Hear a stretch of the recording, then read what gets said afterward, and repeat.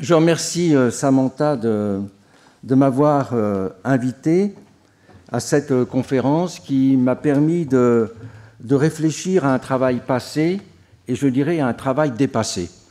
Parce que j'ai eu le sentiment, regardant le programme, que toute une réflexion qui avait été la mienne dans les années 1980 et 1990 sur la question de la représentation était en train de changer radicalement.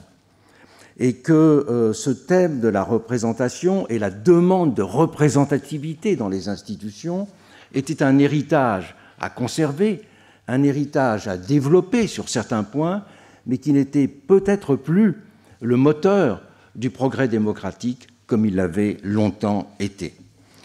Et je voudrais commencer par quelques réflexions d'historiens. C'est qu'il faut d'abord rappeler que la notion de représentation, elle a été historiquement liée à la formation d'assemblées ou de ce qu'on a assez vite qualifié de parlement, destiné à penser et à mettre en forme la constitution de ces assemblées et à définir leur rôle. Et on peut dire que la notion de représentation a rempli ce rôle successivement sous les espèces d'un archaïsme et sous les espèces d'une utopie. L'archaïsme a été celui des anciennes assemblées qui étaient conçues comme l'expression d'une société de corps. Une société de corps qui avait son évidente consistance parce qu'il n'y a pas de séparation dans les sociétés de corps entre la constitution, leur existence juridique et leur existence sociale. On peut dire que des corps sociaux se définissent comme des formes sociales qui sont juridiquement constituées. Et la représentation a désigné dans cette histoire et dans ce cas le processus de mise en image et de mise en forme de celle-ci à partir de ces parties juridiquement constituées. Et celles-ci ont évolué en fonction de la finalité assignée à ces assemblées pour organiser les rapports de ce corps collectif au pouvoir royal, qu'il s'agisse de prélèvement de l'impôt ou de marge consentie d'autonomie, par exemple. Et pour comprendre cette histoire, on doit d'abord se rapporter à de très nombreux et très riches travaux qu'a menés pendant une quarantaine d'années l'International Commission for the History of Representative and Parliamentary Institutions, où il y a eu plus de 50 gros volumes, parfois de 1000 pages, qui ont été publiés sur ces assemblées historiques. Et depuis, ces travaux historiques ont été très largement prolongés, notamment en ce qui concerne le cas britannique. Et la représentation, elle est dans ce cas figurative. Elle a pour fonction de proposer une image réduite et fidèle du monde social, et Anna Pitkin, nous le savons tous, a parlé en ce sens de conception microcosmique de la représentation. Mirabeau, en France, avait typiquement écrit quelques mois avant le début de la Révolution française, dans un contexte d'Ancien Régime, dans cette direction, qu'une assemblée devait être constituée de telle façon qu'elle soit pour la nation ce qu'est une carte réduite pour son étendue physique, soit en partie, soit en grand, la copie devant toujours avoir, disait-il, les mêmes proportions que l'original. Et effectivement, pour pouvoir opérer une réduction d'échelle, eh bien, il faut avoir qu'il y ait des principes constituants de la figure à représenter. Et c'est pour cela qu'avant de parler de Parlement, on a parlé d'assemblées d'États, des États au sens sociaux, avec une minuscule voulant dire États sociaux. Et ces assemblées devaient, dans ce cas, reproduire la structure sociale. Par exemple, d'abord, la tripartition entre ceux qui prient, ceux qui travaillent et ceux qui combattent, ou avec son organisation corporative en métier, ou ses divisions territoriales en villes, provinces, etc. Et c'est pour cette raison qu'il faut rappeler que Rousseau disait que la notion de représentation était à rejeter parce qu'elle ne pouvait s'appliquer qu'à une société féodale, qu'à une société médiévale. Et Marx dira la même chose. Marx dira dans sa critique du droit politique hegelien que cela donnait, ces états sociaux de l'Ancien Régime donnaient une dimension immédiatement politique ou sociale, une dimension non séparée à la société civile. Les états sociaux, écrivait Marx dans ce Critique du droit politique hegelien, ne prenaient pas une signification dans le monde politique, ils se signifiaient eux-mêmes. Signification directe. Et dira-t-il, pour cela, le Moyen-Âge pouvait être considéré, selon une formule qui a beaucoup interrogé, comme la démocratie de la non-liberté. Car pour Marx, disait-il, la démocratie signifie l'identification complète du politique et du social.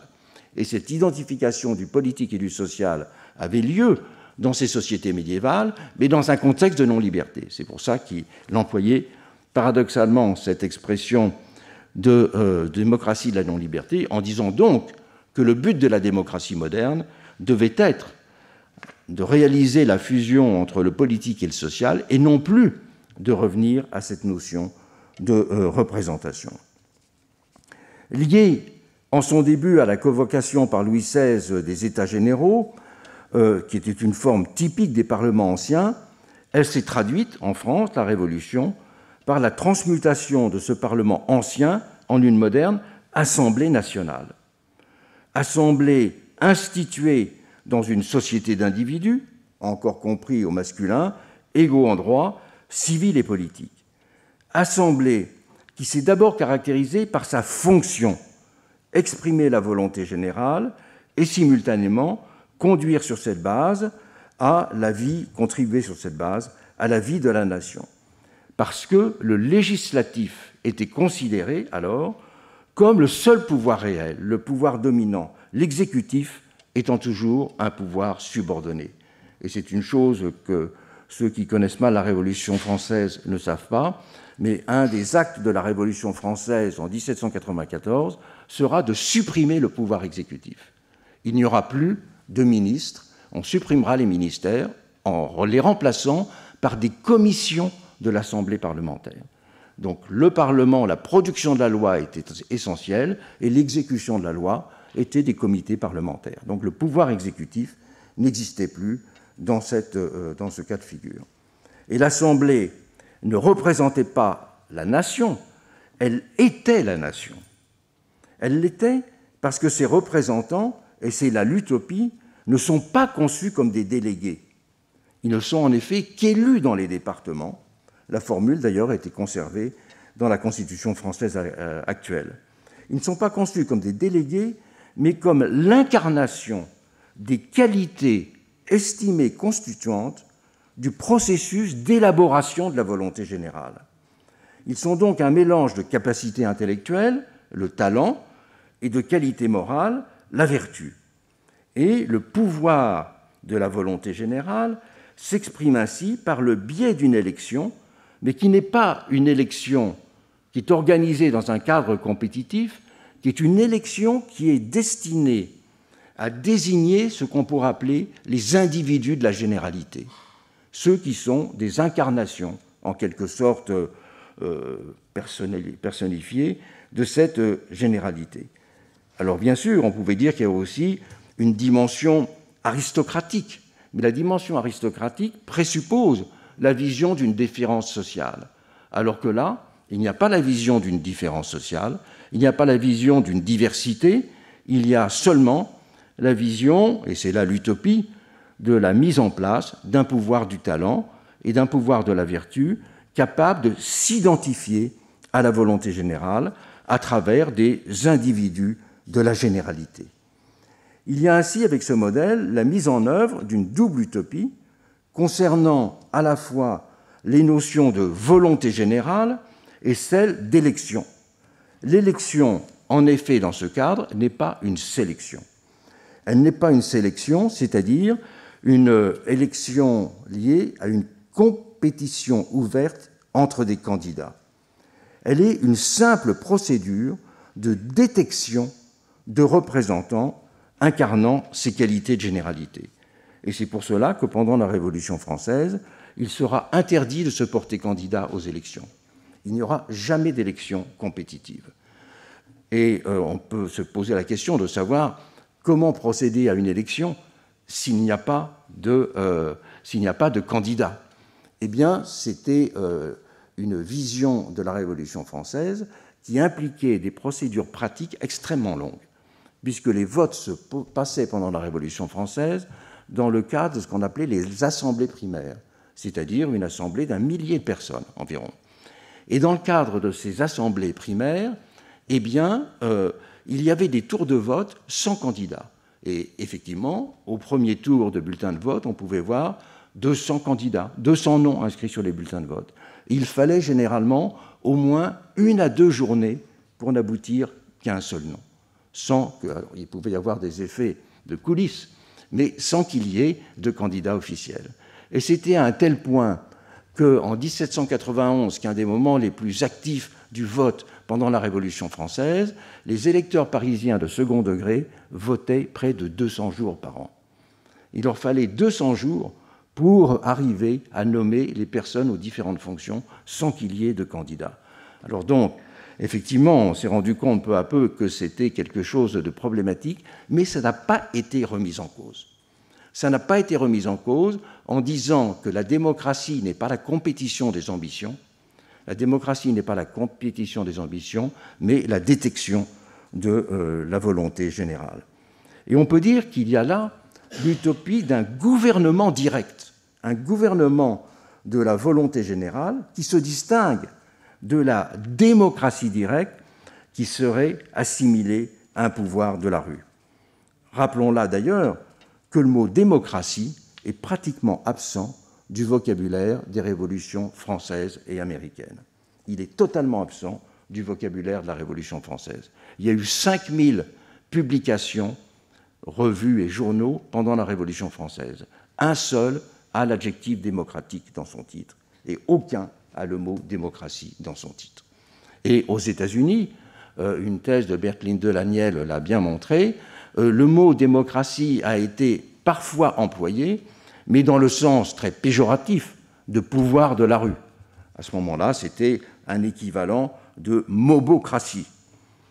Et on peut dire qu'il y avait bien sûr d'un autre côté une définition procédurale de la démocratie, Sieyès disant typiquement qu'on ne peut pas faire le gouvernement direct ou le parlement direct dans une société de 25 millions d'habitants.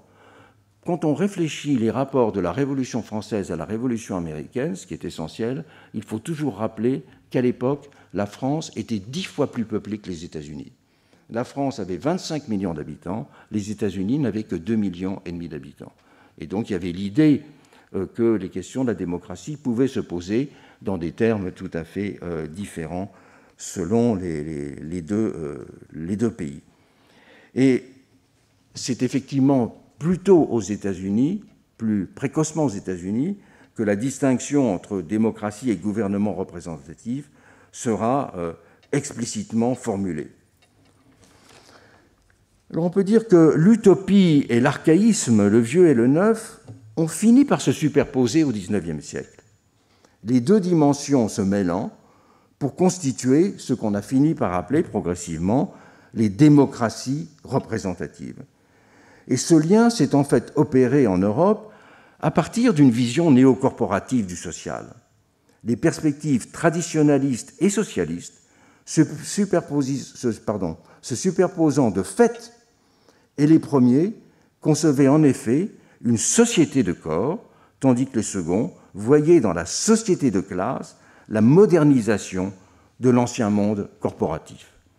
Et tous les historiens du monde ouvrier, là, que ce soit en Grande-Bretagne, en Allemagne ou en France, ont bien montré à quel point le mouvement socialiste est né comme l'idée d'un renouveau du monde corporatif et comme une rénovation du monde corporatif. Et ainsi, Proudhon lui-même a publié une brochure célèbre qui s'appelait « Pour des corporations nouvelles ». Et on a eu dans cette mesure une façon de redéfinir la démocratie représentative dans laquelle il y avait à nouveau le poids du passé qui était modernisé à travers la vision d'une société de classe, et de l'autre côté, eh bien, un renouveau de l'utopie électorale sous des biais beaucoup plus restreints. Et la bonne composition des assemblées pourra ainsi se lier à partir de ce moment-là à aussi la prise en compte de toutes les autres caractéristiques sociales considérées comme structurantes. Et en Europe, on peut faire une double histoire de la représentation politique, la représentation sociale et la représentation religieuse. On peut dire que les partis politiques, certains ont une dimension idéologique, mais les partis politiques importants sont nés en étant des partis de classe sociale, que ce soit le monde paysan ou bien sûr d'abord le monde ouvrier, ou évidemment aussi de partis religieux. Les démocraties chrétiennes ont été des partis structurants. Et on peut dire que la conception des organisations internationales, elle a suivi ce mouvement, elle a suivi ce processus. Au XIXe siècle, dans toutes les réflexions sur l'amélioration de la démocratie, améliorer la qualité représentative, c'est lié pendant toute une période à la définition de ce que pourrait être une représentation proportionnelle. Et comme vous le savez, la notion de représentation proportionnelle, qui a d'abord été formulée en Angleterre, n'a pas été l'idée d'une représentation d'opinion proportionnelle. C'était l'idée d'une représentation sociale. Si vous ouvrez Stuart Mill, vous voyez bien qu'il s'agit pour lui, avec l'extension du suffrage, de maintenir la possibilité d'une représentation des élites. Donc il y avait une dimension sociologique dans la vision de la représentation proportionnelle, avant même qu'il y ait une vision, je dirais, purement politique de représentation des différentes opinions. Et la conception des organisations internationales, me semble-t-il, n'a pas marqué de différence avec ce cheminement historique que l'on peut repérer au niveau de la représentation parlementaire dans les différents pays. Le cas de l'Organisation internationale du travail, Marie que Louis va intervenir demain, est à cet égard parfaitement exemplaire. Et parfaitement exemplaire parce que ceux qui ont promu cette Organisation internationale du travail sont les mêmes qui ont promu en France la mise en place d'un Conseil du travail et d'une représentation du travail comme troisième assemblée parlementaire, qui est peu à peu devenue ce qu'on appelle le Conseil économique et social. Et l'OIT, en effet, servi de modèle. Je connais trop peu les différents travaux sur toute l'histoire des autres institutions, mais a souvent servi de modèle et on pourrait dire, d'institution pionnière pour définir les conditions d'une représentation et d'une mise en œuvre de la représentation de la société civile. Avec une difficulté pratique permanente de mise en œuvre, c'est celle de la détermination des institutions de la société civile qui sont estimées représentatives sans être constituées juridiquement. Le propre du travail, partout en Europe et dans le monde, c'est qu'il a été constitué juridiquement extrêmement tôt. Alors que dans d'autres domaines, la société civile n'a pas été constituée juridiquement. On peut aussi faire le parallèle avec l'histoire intéressante des conseils économiques et sociaux qu'on trouve dans plusieurs pays européens et qu'on trouve, bien sûr, au niveau de l'Union européenne. Et ces conseils économiques et sociaux, ils peuvent être considérés, bien sûr, comme des exemples d'organisations internationales, mais qui, dans la plupart des cas, ont été fondés justement sur le rassemblement des groupes qui étaient juridiquement constitués. On peut regarder aussi, comme troisième exemple, il est plus localisé français, c'est celui du Conseil économique et social français, qui a une histoire où on est d'abord passé d'un Conseil du travail à la constitutionnalisation d'un Conseil économique et social, puis plus récemment à la transformation de ce Conseil économique et social en Conseil économique, social et environnemental, incluant beaucoup d'associations pour l'environnement, et maintenant qui se définit lui-même comme le Conseil de la société civile organisée. Mais en même temps qu'il a posé ce concept de société civile organisée, les responsables de ce Conseil, que j'ai justement vu récemment sur cette question, se sentent incapables de définir ce que veut dire une société civile organisée. Parce qu'ils ont vu l'affluence de milliers de candidatures, entre lesquelles il est difficile d'opérer des choix dans la mesure où il n'y a plus ce critère de constitution juridique. Donc, la grande question de la représentation dans les organisations est toujours celle-là, de la distinction entre ce qui est juridiquement constitué et ce qui ne l'est pas, et la représentativité se définissant, dans la plupart des cas, par des critères de surface concernant le nombre de membres, de surface financière, de poids, de reconnaissance politique. Donc, il y a eu toutes les, je dirais, modalités qui peuvent être employées pour définir ce que Samantha Besson a appelé, d'une expression très juste, la représentation multiple. On sent bien qu'il faut aller dans le sens d'une représentation multiple, mais en même temps, on s'interroge sur les conditions de sa mise en œuvre. Et on s'interroge pour deux raisons. D'abord, parce que l'éloge de la société civile, qui était un des traits marquants des années 1970. Les années 1970, vous pouvez voir pour cela l'ouvrage de synthèse de Gene Cohen et d'Andrew Arato, a été le mot d'ordre, je dirais, de la rénovation démocratique. L'idée de démocratie participative, ou même celle de démocratie délibérative, qui commençait à se faire jour à ce moment-là, s'est construite à partir de cette idée de valorisation de la société civile. Et cette idée de valorisation de la société civile, elle ne s'est pas d'abord appliquée à la valorisation de ce qu'était la société civile constituée, mais à travers la valorisation d'une société civile émergente. Cette société civile émergente, c'était celle des nouvelles questions qui traversaient l'arène politique. C'était les organisations féministes, c'était les organisations de l'environnement, c'était les organisations, dans le cas d'un certain nombre de pays européens, de la mise en avant des identités régionales. Donc c'était l'émergence des nouveaux mouvements sociaux qui a été l'expression pratique de cet éloge ou de cet appel à la société civile. Alors qu'aujourd'hui, il n'y a pas de nouveaux champs qui se dessinent. Et à l'âge des réseaux sociaux, on peut dire que cette société civile, elle apparaît extrêmement morcelée, souvent non représentable, au sens où elle s'impose de plus en plus sous les espèces d'une opinion directe qui s'est, dans les faits, substituée à l'ancien imaginaire d'une démocratie directe. C'est le pouvoir de l'opinion directe qui est aujourd'hui le nom de ce qu'on appelait avant la démocratie directe.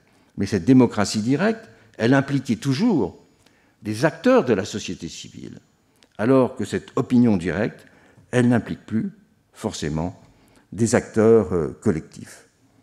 Et l'affaiblissement donc du substrat sociologique de l'ancien idéal représentatif va par ailleurs de pair avec la secondarisation des institutions parlementaires. C'est la deuxième révolution. Jadis, ces institutions parlementaires étaient au cœur de la vie démocratique et de on peut dire, le vecteur historique du progrès démocratique. Maintenant, c'est le pouvoir exécutif qui s'est imposé comme le pouvoir central. Et c'est donc le rapport au pouvoir exécutif, le rapport de critique, le rapport de pression, qui est aujourd'hui le nouvel espace de constitution de la démocratie. Et l'espace délibératif, il est pour cela de plus en plus extérieur à l'arène parlementaire, même si bien sûr il reste tout de même présent.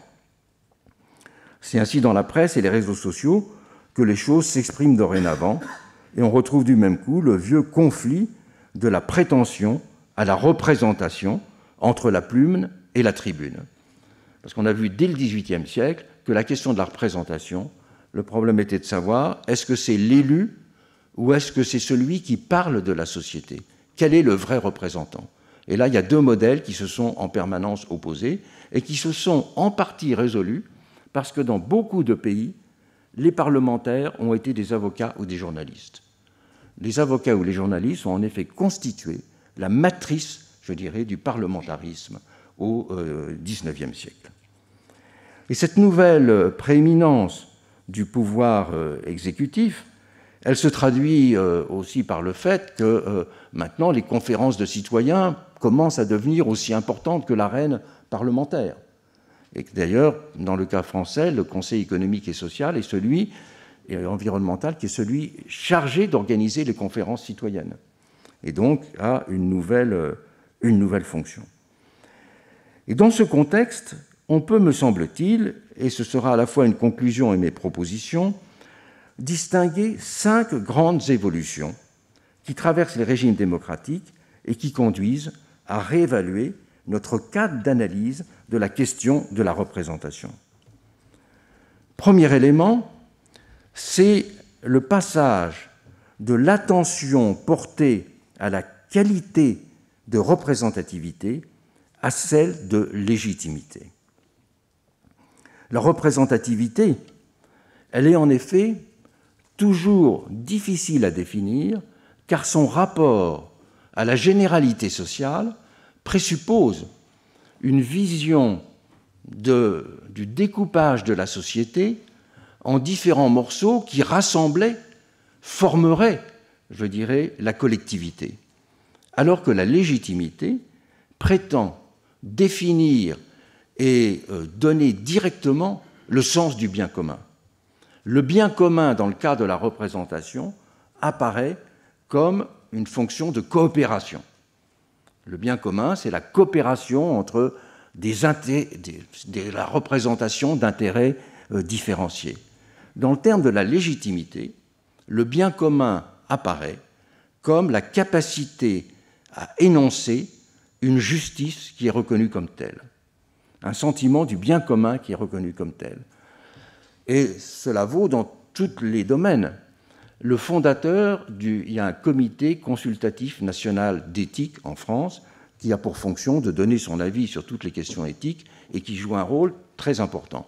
Et il y avait récemment le 40e anniversaire de cet organisme auquel je participais, et un des membres fondateurs avait dit « Heureusement que nous n'avons jamais été représentatifs. Parce que si nous avions dû être représentatifs, on aurait toujours pu être critiqués en disant qu'on n'a pas couvert l'ensemble du spectre possible des différentes organisations qui mériteraient d'être consultées. Et donc, nous sommes forts parce que nous ne sommes pas représentatifs et qu'au contraire, nous sommes capables d'énoncer, de par cette non-représentativité, elle est une qualité qui nous permet de nous considérer comme légitimes. Alors cette question de la légitimité, eh bien, elle est donnée en quelque sorte par la reconnaissance sociale. Cette légitimité, elle est équivalente à la constitution d'autorité. Une autorité, c'est l'exercice ou la possession de qualités qui lie directement une institution ou une personne au bien commun. Et ça n'est justement pas un pouvoir, c'est une qualité, ça n'est pas un statut. Et donc aujourd'hui, on voit qu'il y a en quelque sorte, nous vivons dans un monde où il y a une compétition pour la formation d'autorité et une compétition pour la légitimité. Et les mouvements sociaux qui, aujourd'hui, sont les plus importants, eh bien, ne sont pas des mouvements représentatifs. Être représentatif nécessite de donner des preuves de représentativité. Et les preuves de représentativité, ce sont des membres, ce sont des publications, ce sont des budgets, ce sont des affiliations, mais c'est toujours des preuves qu'il faut donner. Alors que la preuve de la légitimité, elle se fait différemment. La preuve de la légitimité, la constitution d'autorité, elle se fait d'une manière ou d'une autre dans l'opinion. Et c'est pour cela qu'aujourd'hui, cette mise en avant de la légitimité par rapport à la représentativité donne naissance à de nouveaux types d'organisations. à de nouvelles formes d'action. On pourrait dire aujourd'hui que se développent de plus en plus des formes d'action directe, comme contre-pouvoir, qui peuvent être des ballons d'essai, et des ballons d'essai deviennent des institutions légitimes si elles sont reconnues. Extinction Rebellion n'a pas beaucoup de membres, mais il a fini par être, cette institution, enfin, cette organisation a fini par être reconnue. Son nombre de membres ne compte absolument pas. Et cela va même à tel point qu'aujourd'hui, même les chefs d'État reçoivent plus volontiers des figures symboliques qui apparaissent légitimes que des responsables d'organisations. Greta Thunberg a été reçue par la plupart des chefs d'État dans le monde ou des personnes qui comptent, mais évidemment, elle ne représente d'un certain point de vue qu'elle-même. Mais elle a acquis un statut d'autorité, une capacité à entraîner l'opinion. Et donc, on peut dire qu'aujourd'hui, il y a un renouveau de l'idée de démocratie directe, non pas à travers l'idée d'un exercice direct du pouvoir, mais à travers l'idée d'une légitimité commandante et qui est extérieure à la notion de représentativité. Et on peut dire que dans ce cadre, la représentativité, elle peut même finir par constituer un fardeau, une contrainte insoluble. Alors bien sûr, il y a toujours un espace pour les institutions de représentativité. Il y a toujours des organisations internationales qui en ont besoin, mais ça n'est plus le seul champ. Je dirais qu'aujourd'hui, il y a vraiment ces deux champs-là. Quand on pense en termes d'organisation, il faut bien penser les organisations de la représentativité et les organisations de la légitimité. Il y a ces deux champs différents qui apparaissent, qui ont leur mode de fonctionnement, qui ont leur rapport à l'opinion et qui ont leur mode de reconnaissance différent. Mais on voit de plus en plus la capacité aussi des gouvernements eux-mêmes à jouer sur les deux tableaux, je dirais. Et ça, c'est une chose très, très importante. Deuxième élément qui interfère avec cette appréciation, c'est la plus grande centralité de l'interétatique. Le niveau direct des institutions ou des rencontres interétatiques, ce n'est pas des institutions, est de plus en plus important, étant donné la globalisation d'un certain nombre de problèmes et le fait que ces problèmes se résolvent au niveau d'accords entre les nations. Et on peut dire que l'activité diplomatique aujourd'hui est une des formes extrêmement importantes de l'international, plus importante d'un certain point de vue qu'à un moment où on pensait qu'on allait glisser de la centralité du diplomatique aux organisations internationales. Pour illustrer ce passage, il me semble que l'opposition, Samantha l'a mentionné, l'opposition classique entre input et output legitimacy, c'est d'une certaine façon l'opposition entre représentativité et légitimité tout court. Parce que l'input legitimacy, ça veut rien dire. C'est la légalité constituante. Le troisième élément, c'est qu'il y a dans ce contexte des nouvelles arènes diffuses de ce qui peut être considéré comme l'action ou la coopération internationale.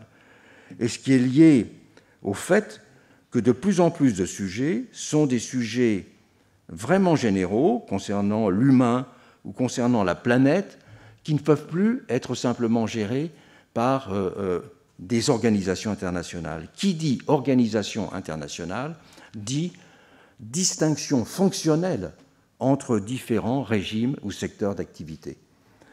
Toute la géographie des organisations internationales est celle de secteurs de l'activité humaine ou de l'activité publique, disons des politiques publiques.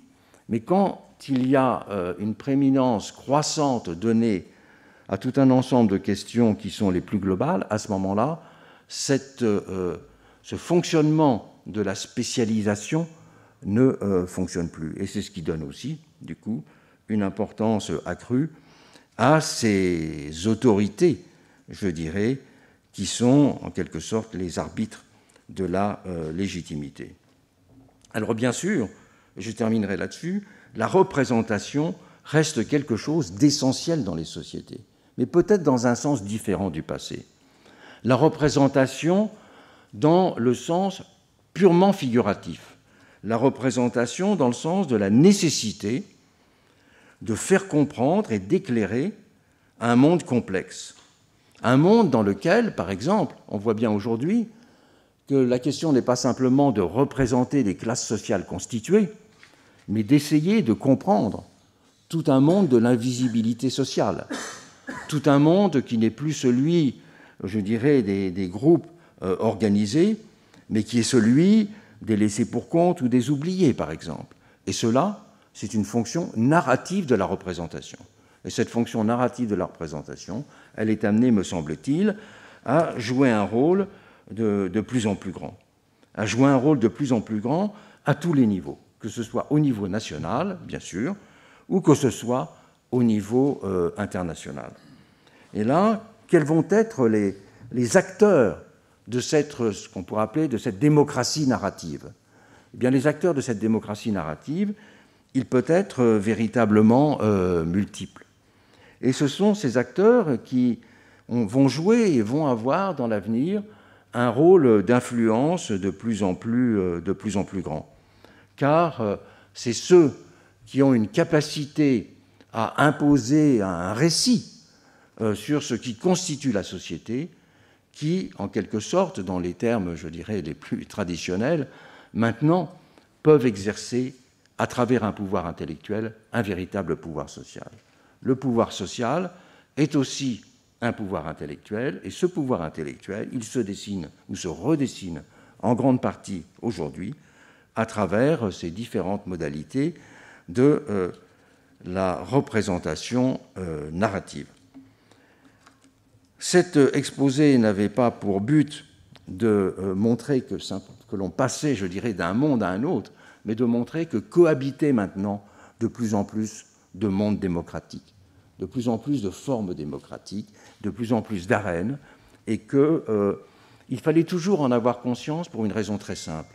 Il ne faut pas espérer qu'une seule modalité démocratique va suffire pour, en quelque sorte, faire progresser nos démocraties. Longtemps, il y a eu cette idée-là, qu'au fond, la démocratie, il fallait trouver la bonne représentation, le Parlement idéal, l'élection miracle, et que, alors bien sûr, on a essayé de mettre en place des procédures pour moraliser davantage la politique ou les élections, mais avoir l'idée qu'une seule modalité d'expression et de mise en forme de la démocratie suffit, me semble-t-il, est une profonde erreur. La démocratie ne peut exister que comme la démultiplication des institutions et des expériences pour la faire vivre. Et ça ne peut être qu'une vision multiple qui répond à cela. Et bien sûr, dans cette vision multiple, les organisations internationales ont leur rôle évident. Mais ces organisations internationales, peut-être, ont maintenant à être déclinées à côté des organisations internationales, qu'il y ait aussi, par exemple, des voix internationales. Et je pense que les voix, c'est aussi important que les organisations. Je vous remercie.